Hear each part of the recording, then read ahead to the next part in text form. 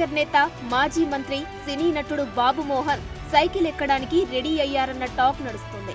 సినిమాల్లో, రాజకీయాల్లో తనకంటూ ప్రత్యేక గుర్తింపు తెచ్చుకున్న ఆయన కొద్ది రోజులుగా రాజకీయాల్లో యాక్టివ్గా లేరు. అభిమానులు, అనుచరుల కోరిక మేరకు మళ్లీ యాక్టివ్ కావాలని, అది కూడా తనకు రాజకీయ భవిష్యత్తు ఇచ్చిన తెలుగుదేశంలో చేరి సత్తా చూపించడానికి సిద్ధమవుతున్నారట. ఆ క్రమంలోనే ఎన్టీఆర్ ట్రస్ట్ భవన్ కి విచ్చేసిన నారా చంద్రబాబును బాబు మోహన్ కలిశారు. ఈ సందర్భంగా పార్టీలో చేరినప్పుడు, టీడీపీలో ఉన్నప్పుడున్న రాజకీయ పరిణామాలను గుర్తు చేసుకుని ఆయన చాలా ఎమోషనల్ అయ్యారట. అన్నీ అనుకున్నట్లు జరిగితే అతి త్వరలోనే బాబు సమక్షంలోనే పసుపు కండువా కప్పుకుంటారని తెలుస్తోంది.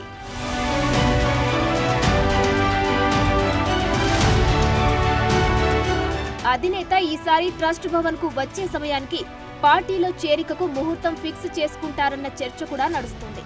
ఇదే విషయాన్ని బాబు మోహన్ అనుచరులు, వీరాభిమానులు సైతం సోషల్ మీడియాలో పెద్ద ఎత్తున పోస్టులు పెడుతున్నారు. చిన్నప్పటి నుంచి నందమూరి తారక రామారావుకు వీరాభిమాని అయిన బాబు మోహన్ టీడీపీతో రాజకీయ అరంగేట్రం చేశారు. తొలిసారి మెదక్ జిల్లా ఆందోళ్ నియోజకవర్గం నుంచి ఎమ్మెల్యేగా పోటీ చేసి గెలిచారు. అంతేకాదు సాంఘిక సంక్షేమ శాఖ మంత్రిగా కూడా పదవి దక్కించుకున్నారు. ఆ తర్వాత 2004, 2009 ఎన్నికల్లో కాంగ్రెస్ తరపున పోటీ చేసిన దామోదర రాజనరసింహ చేతిలో ఓటమి పాలయ్యారు. అప్పుడున్న రాజకీయ పరిస్థితుల రీత్యా టీడీపీకి గుడ్ బై చెప్పి టీఆర్ఎస్ తీర్థం పుచ్చుకున్నారు.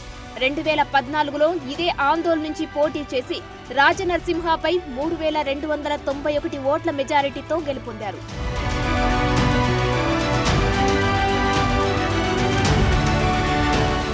2018 ఎన్నికల్లో గులాబీ పార్టీ టికెట్ ఇవ్వకపోయేసరికి కారు దిగేసి కాషాయ పార్టీలో చేరిపోయారు. బీజేపీ తరపున ఆందోళన నుంచి పోటీ చేసి బీఆర్ఎస్ అభ్యర్థి చంటి క్రాంతి కిరణ్ చేతిలో ఘోరంగా ఓడిపోయారు.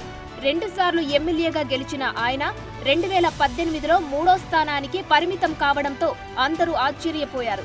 ఆ తర్వాత బీజేపీ హైకమాండ్తో పడకపోవడం, 2023 ఎన్నికల్లో టికెట్ ఇవ్వకపోవడంతో ఆ పార్టీకి రాజీనామా చేసి కేఏ పాల్ సమక్షంలో ప్రజాశాంతి పార్టీలో చేరారు.